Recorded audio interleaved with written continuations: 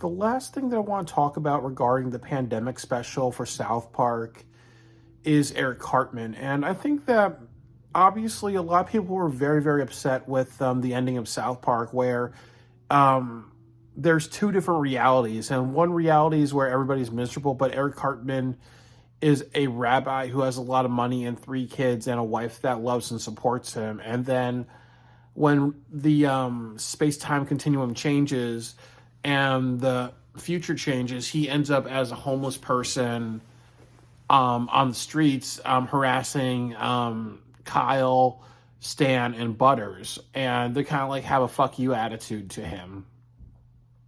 So, I wanted to talk about what this means to me. And, almost like I think what Trey Parker and Matt Stone's message is. And I think the most important thing I want to tell you is that the message is ultimately that when we look at the future and what we dream for the future, and we look at the past and we're kind of like, I wish this didn't happen or that didn't happen. Sometimes we think about, like, we wish COVID didn't happen. We wish Adolf Hitler wasn't born. We wish the rape in Nanking didn't happen. We wish September 11th didn't happen. We look at the future and we're like, you know what? We hope that maybe in the late 2020s, the Apophis asteroid's not going to hit the Earth. In the future, there's no World War III. In the future, we're going to have technological advances, and maybe there'll be no death anymore in the future. So I think when we think about the past and the future, sometimes we forget the most important thing, which is how are we going to look at ourselves from our past and from our future. And I think when we look at Cartman, he's a symbol of alternative realities. You can change your reality. So, obviously, Cartman has a lot of things Cartman's a very intelligent character, obviously very street smart, but obviously he uses his intelligence against him. So obviously, he has two paths. He could be the rabbi with the family and a lot of money and getting out of South Park, where he may feel impulsed to be the bad Eric Cartman, or he could go down the path of being an alcoholic and living on the streets. And that's a metaphor for us. We have the choice of being the successful Eric Cartman or the broke asshole, whiny little bitch Eric Cartman. And also, the other thing about the alternative world is you see Butters being a manager at Applebee's. You see Stan, Stan and Kyle having really good lives. So no matter the emotional and psychological abuse and the playing the victim and whatever Cartman has become in the future, they're impervious. So sometimes, you either get fucked over or you did a lot of bad things and you want to be known as the victim. People just get older and wiser, and they just know how to handle emotionally manipulative people. So, no matter, and that's kind of why they close the blinds, because they're like, we know Eric's game, and that's that. So, it's kind of a reminder for all of us to look at our own lives and where we're going and the choices that we need to make, to get there. And I've been in situations too where, I've done some bad things to people. We all have done bad things. And then ultimately sometimes those people persevere and they become better. And then, the people who do wrong to them, they either become worse, just like in South Park, or sometimes it's reversed. Sometimes you do enough damage to somebody, they don't become the best version of themselves. But the person that wronged them, there's either no consequence, or they go further, or they stay the same in life. But I think, as I've learned in life, you have to just look at where you're going and what mistakes you're making, and be aware of what path you're going to take. And I think, like, that's kind of what I would say about Eric Cartman's character. He's always a reminder of life. As I said, like when you think about South Park, the main message is personal accountability and self-awareness. And when we look at Cartman, he puts a lot of energy in the world, but he does put a lot of energy in looking at like what he's doing to make his life miserable and messed up. And you can say that obviously he has a very selfish mother who only cares about her needs, um, but also doesn't know how to care for Cartman in disciplinary needs and whatever. You still got to be a good person when you're in situations of deep emotional abuse or whatever, or not getting the love that you want.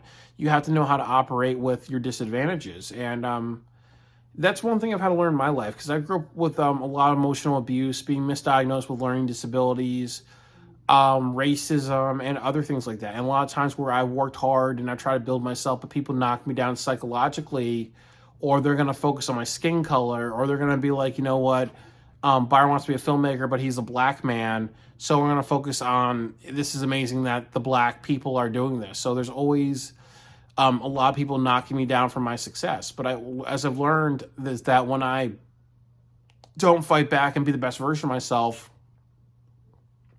I'm letting those people win, when it's just a reminder that I don't fight as hard as I should. And that's kind of with Cartman's character. I think that all the intelligence and all the emotions that he has, he can use all that hurt and all that energy into, a drive. What if he decided to become that father and that parent that his mother could never be? What would happen if he was like, you know what, obviously religious people are very compelling, and he's very compelling because he's a manipulator. What would happen if he uses his energy to compel and persuade people for good, like joining a religion that encourages, people to be good to each other? So, he, when you see the future and you see him homeless and a failure and just his anger working against him, it's a reminder to all of us, who are down that path, that you can always change. And then also, you're never really changing, and you're never really making your life better when you're in that mindset. So you're responsible for your choices. I do want to talk about a personal story. And I know that I've told this before, that I did a competition called the 48-Hour Film Project. And what happened was, a few years ago, I did it for a city in New England, and I didn't get along with the person running the event. And I remember, like, on stage, I told the audience that, like, they're asking, like, what inspires our writing. And I told the audience that I struggle with suicide and depression. And I kind of use the emotions and the memories of the time I tried to commit suicide. I reflect on that to kind of inspire my writing. I want the characters to hurt inside the same way I was hurting inside. So I draw from traumatic experiences. And I remember when I shared that, the people running the event kind of were like, they almost wanted to burst out laughing. They were looking at the judges, making smirking faces. One of them was playing on their phones, making sarcastic gasping sounds. And also at that time, I was very angry because my dad was running for governor of Connecticut, and he was doing a commercial saying that me and my brother are black and autistic, when that's not true. I was misdiagnosed with autism. I'm biracial. I'm a quarter African American. And I'm like over 50% white. My mother is biracial, part African American, part white, part Indian, so Native American. So that whole thing about just, me being a black man, it's not true. I'm more biracial than anything. But because he did that commercial, it made me very, very angry. And then when I was on that stage, just losing control of myself, but also trying to, like, say how I feel at that time, because I had trauma from a job that was robbed by its own security guards. And I was, like, mocked and bullied. So I was angry because of that traumatic past of the bullying and almost losing my life at a job. And then also what my father did to stigmatize me by mentioning that I'm black and I have autism when those things are not true about me. And then I was also speaking on stage and I was mad at that film event and I was ranting and raving because I was mad that they were responding to me by like looking at each other, smirking, looking like they want to burst out laughing at me because I lost control of my emotions and I had an anxiety. And then I was also just felt like a lot of people just saw me as a stupid as a stupid person or autistic because I couldn't watch what I say. And then I got yelled and screamed at just to shut up. And the person who did that to me was like winking and grinning at me at the end. So I remember like for a couple of years as I've tried to be a filmmaker, I always kind of had that Eric Cartman anger towards the 48-hour film project. And yes, I've talked about it extensively, but I remember like how, I'm good with special effects, I'm good with script writing, I'm good with editing, I'm good with cinematography. I'm very like, I'm a polymath at filmmaking, but I was very amateur, and a lot of my skills are still amateur because I kind of spent 6 or 7 years being super mad at how I was treated. And even though the past like 2 or 3 years, I could really look at the whole situation and understand what I did wrong and where they were wrong. Um, there were like, close to like 4 or 5 years where I was like thinking about it every single day. And I was almost like Eric Cartman on the street corners, saying, fuck you to them because of how they hurt me.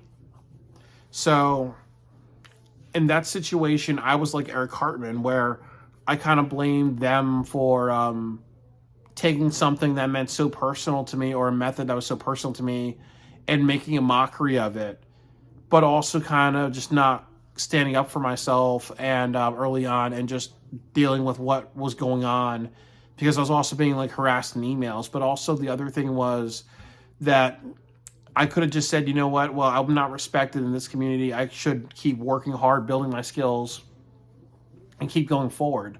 I'm figuring that out this year versus like 6 or 7 years ago. So it kind of makes me think of the Cartman thing, when I was angry with them and I spent years of my life just ranting and raving or talking about how bad that competition is or all that other stuff. I was like Cartman on the corner versus like Cartman working towards something better.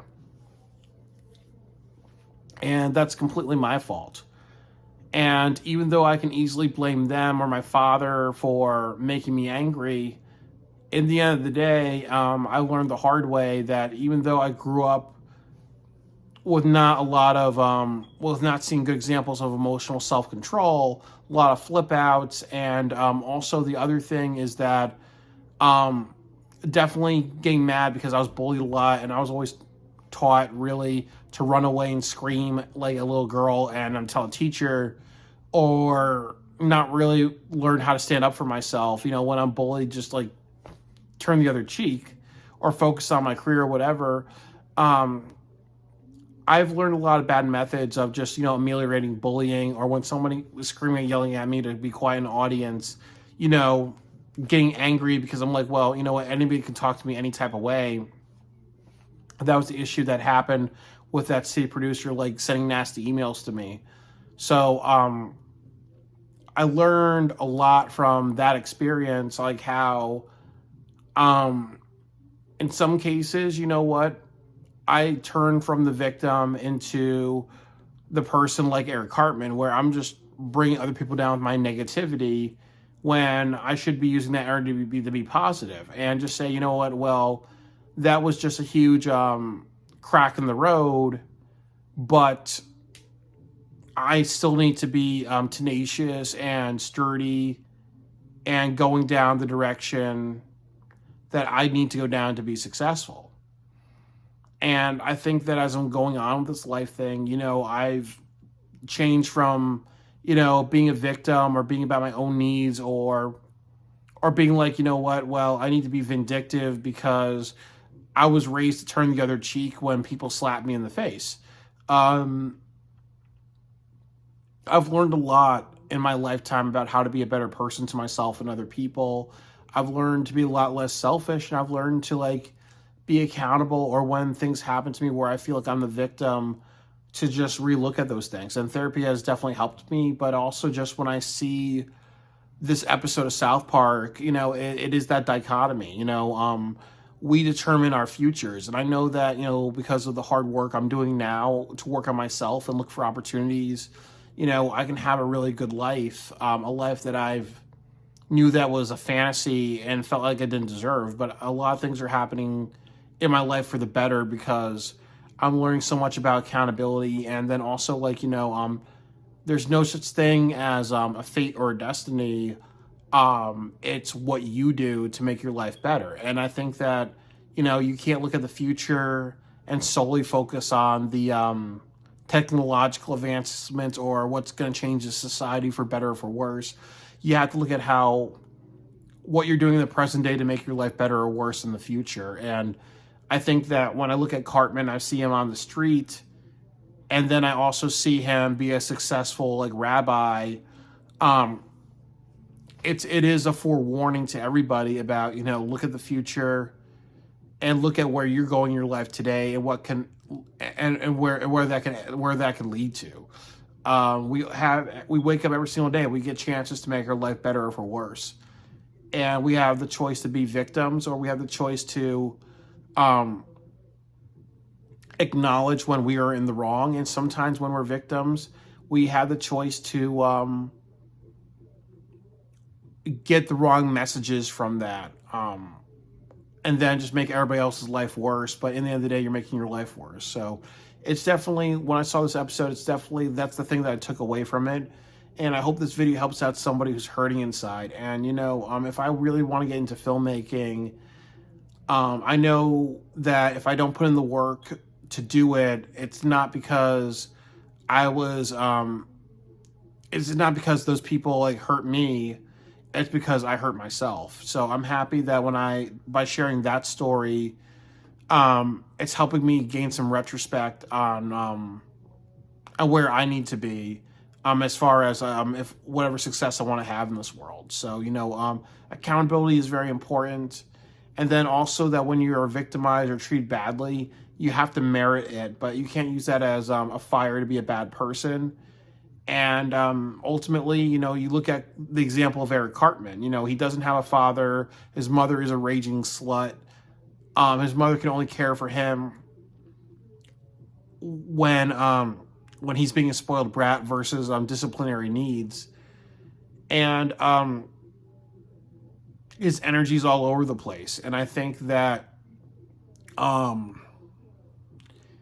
that's why that's why he is a bad person, but he has to realize that life is unfair. And because life is unfair, you are still responsible for your destiny. And your destiny can lead you down a path of being a successful rabbi with a family and lots of money, or somebody on the street abusing your former friends in 40 years. So, look at Cartman and look at his character as a dichotomy of where you can be in a good way or bad way based on your choices today.